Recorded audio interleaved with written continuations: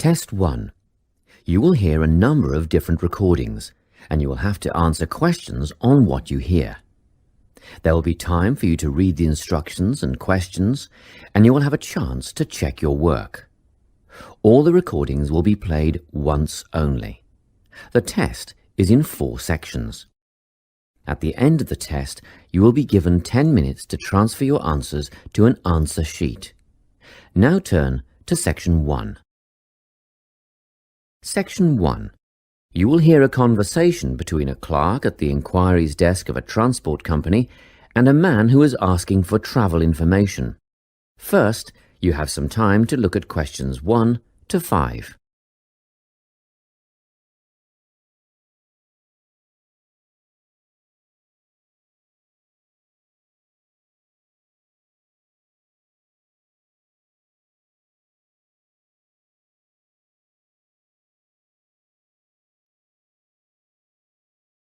You will see that there is an example that has been done for you. On this occasion only, the conversation relating to this will be played first. Good morning, Travel Link. How can I help you? Good morning. I live in Bayswater and I'd like to get to Harbour City tomorrow before 11 a.m. Well, to get to Bayswater... No, I live in Bayswater. My destination is Harbour City. Oh, sorry, right. So that's Bayswater to Harbour City. Are you planning to travel by bus or train? The man wants to go to Harbour City, so Harbour City has been written in the space. Now we shall begin. You should answer the questions as you listen, because you will not hear the recording a second time. Listen carefully and answer questions 1 to 5. Good morning, Travel Link. How can I help you? Good morning. I live in Bayswater and I'd like to get to Harbour City tomorrow before 11 a.m. Well, to get to Bayswater... No, I live in Bayswater. My destination is Harbour City. Oh, sorry. Right, so that's Bayswater to Harbour City. Are you planning to travel by bus or train? I don't mind really. Whichever option is faster, I suppose. Well, if you catch a railway express, that'll get you there in under an hour. Let's see. Yes, if you can make the 9:30 a.m. express, I'd recommend you do that. Great. Which station does that leave from? Helendale is the nearest train station to you. Did you say Helensvale? No, Helendale. That's Helendale. What's the best way to get to the Helendale station then? Well, hang on a minute while I look into that. Now, it seems to me that you have 2 options. Option 1 would be to take the 7:06 bus from the Bayswater Shopping Centre to Central Street. When you get there, you transfer to another bus which will take you to the station.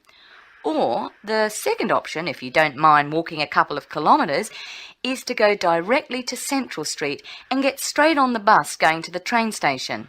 OK, which bus is that? The 792 will take you to the station. I guess the walk will be good for me, so that might be the better option. What time do I catch the 792? There are 2 buses that should get you to the station on time, one just before 9 o'clock and one just after. But look, at that time of the morning it might be better to take the earlier one, just in case there's a traffic jam or something. The 8:55 is probably safer than the 9:05. Yeah, I don't want to miss the train, so I'll be sure to get on the 5 to 9 bus. Before you hear the rest of the conversation, you have some time to look at questions 6 to 10.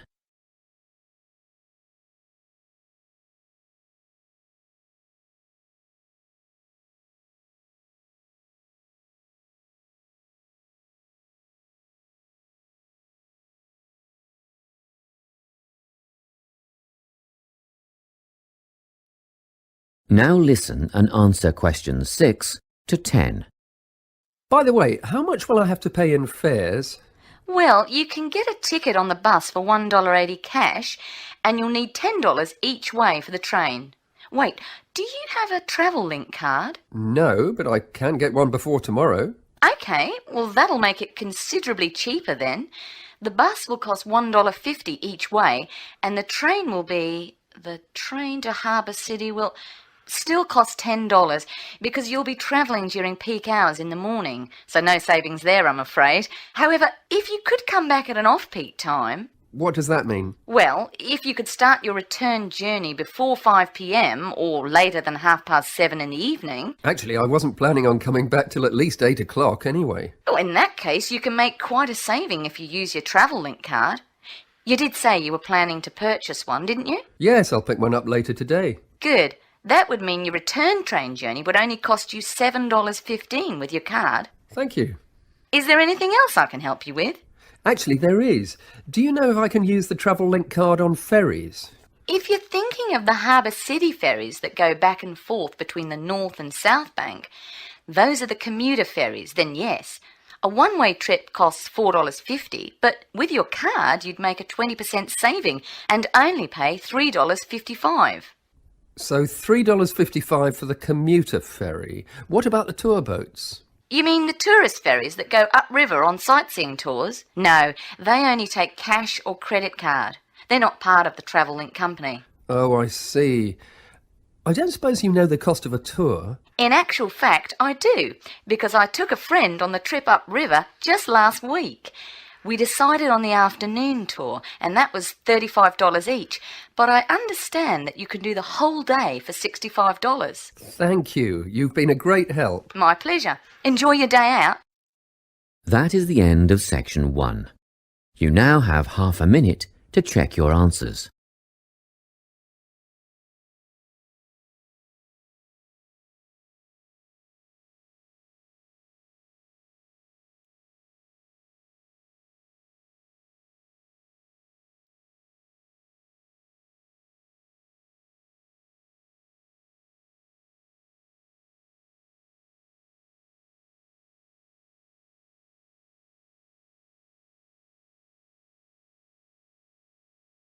Now turn to section 2.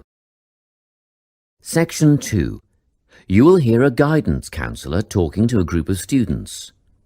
First, you have some time to look at questions 11 to 14.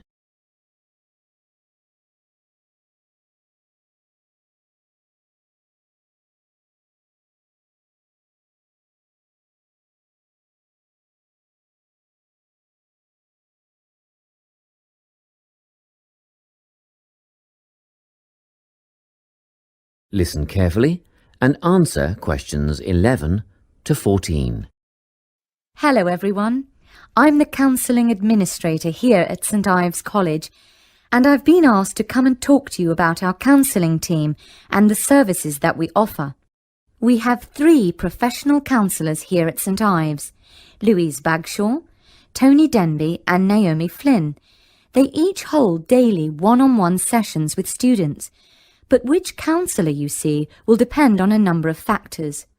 If you've never used a counsellor before, then you should make an appointment with Naomi Flynn. Naomi specialises in seeing new students and offers a preliminary session where she will talk to you about what you can expect from counselling, followed by some simple questions about what you would like to discuss. This can be really helpful for students who are feeling a bit worried about the counselling process. Naomi is also the best option for students who can only see a counsellor outside office hours.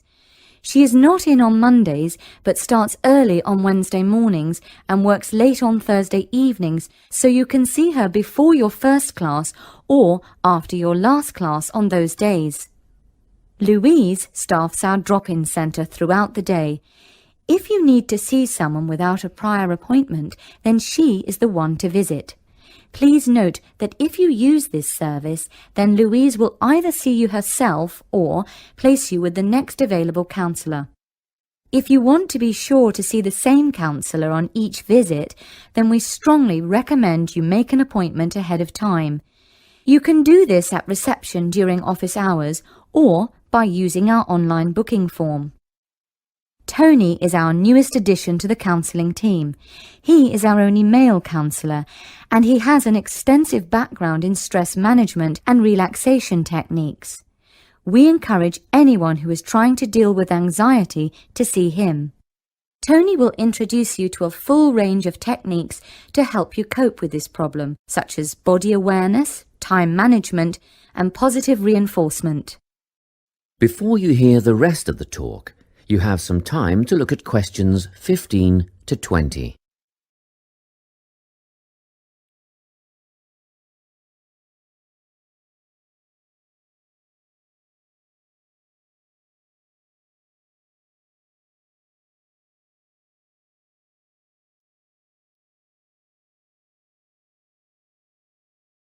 Now listen and answer questions 15 to 20. Each semester, the counselling team runs a number of small group workshops. These last for 2 hours and are free to all enrolled students. Our first workshop is called Adjusting. We've found that tertiary education can come as a big shock for some people. After the structured learning environment of school, it is easy to feel lost. In this workshop, we will introduce you to what is necessary for academic success. As you might expect, we're targeting first-year students with this offering. Getting organised follows on from the first workshop. Here, we're going to help you break the habit of putting things off, get the most out of your time, and discover the right balance between academic and recreational activities. With getting organised, we're catering to a broader crowd, which includes all undergraduates and postgraduates. Next up is a workshop called Communicating. The way people interact here may be quite different to what you're used to, especially if you've come from abroad. We'll cover an area that many foreign students struggle with: how to talk with teachers and other staff. We'll cover all aspects of multicultural communication. International students tend to get a lot out of this class, so we particularly encourage you to come along. But I must say that sometimes students from a local background find it helpful too, so everyone is welcome.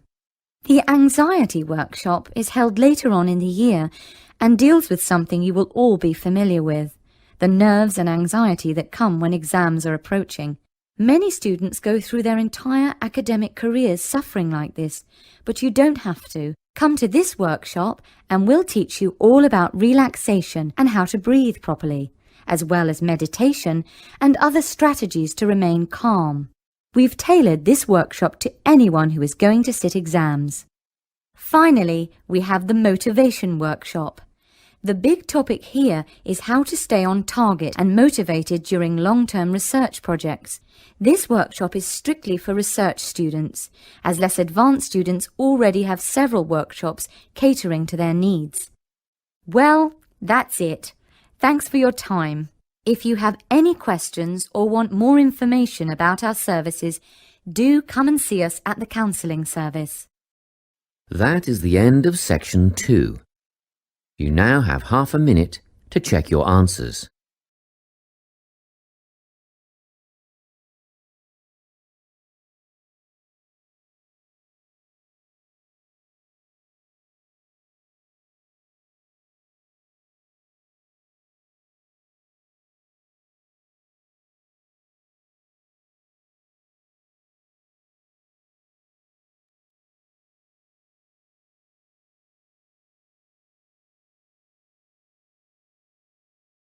Now turn to Section 3.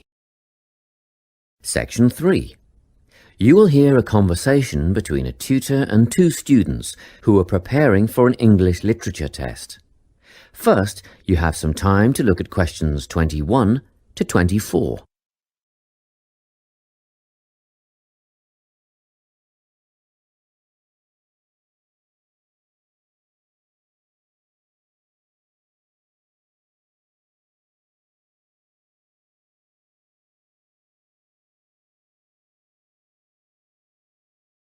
Listen carefully and answer questions 21 to 24. Hello, Lorna, Ian. Glad you could make it. You're the only 2 who put your names down for this literature tutorial, so let's get started, shall we? I want to run over some aspects of the novel The Secret Garden with you before the test next week. Be sure to take some notes and ask questions if you need to. Hey, Lorna, have you got a spare pen? Sure, here you are. OK, So, the story follows two key characters.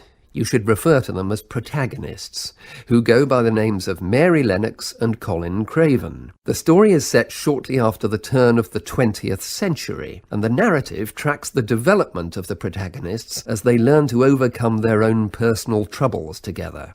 That's quite a common storyline, isn't it? Yes, you're right, Lorna. So, what can you tell me about the character of Mary? Well, in the beginning, she is an angry, rude child who was orphaned after a cholera outbreak and forced to leave India and move to the United Kingdom to her uncle's house in Yorkshire. That's right. And there she meets Colin, who spends his days in an isolated room, believing himself to be permanently crippled, with no hope of ever gaining the ability to walk. The two strike up a friendship, and gradually learn, by encouraging each other, that they can both become healthy, happy and fulfilled in life. Will we need to remember a lot of these details for the exam? Just the basic outline. Examiners don't want to read a plot summary. They know what the book is about. Focus on narrative techniques instead, such as point of view. What's that mean? It's all about how we see the story. This story, for example, is written from the perspective of what is called an omniscient narrator. Omniscient means all-knowing. So, as readers, we get to see how all the characters feel about things, what they like and don't like, and what their motivations are in the story. Before you hear the rest of the conversation, you have some time to look at questions 25 to 30.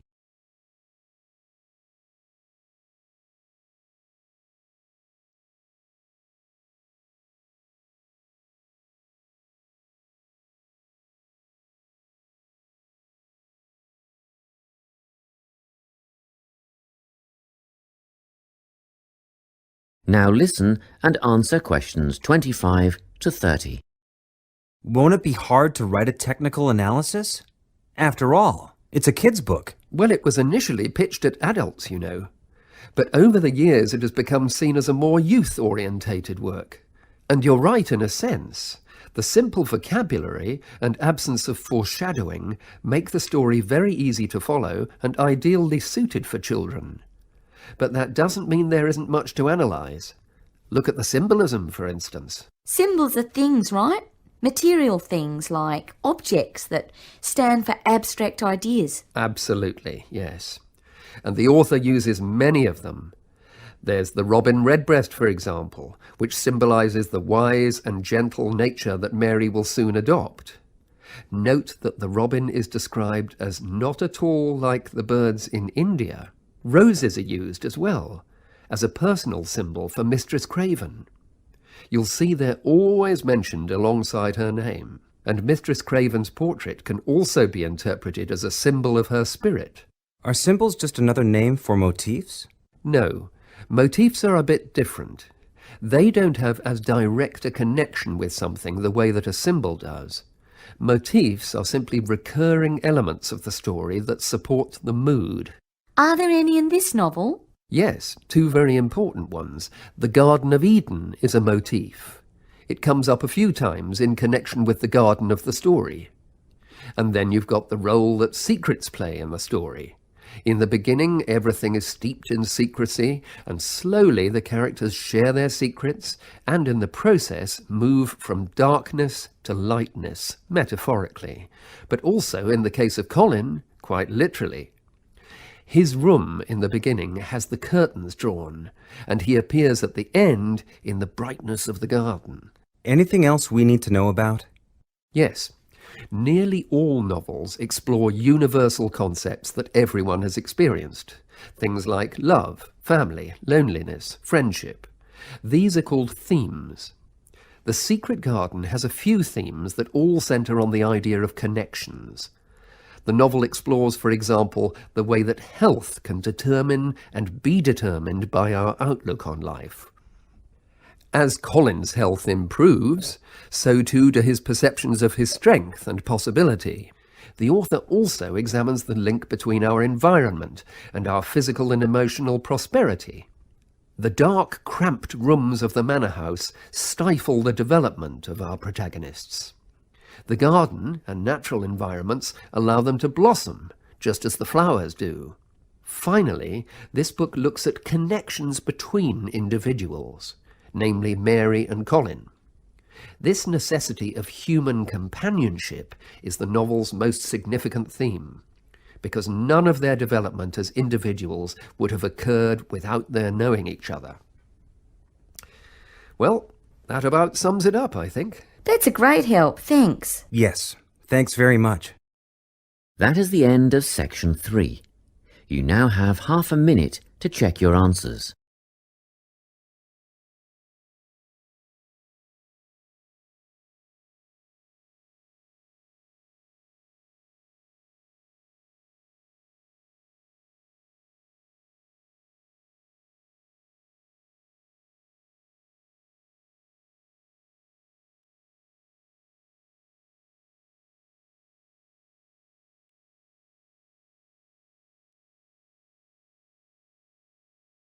Now turn to section 4. Section 4. You will hear a talk on the topic of time perspectives. First, you have some time to look at questions 31 to 40.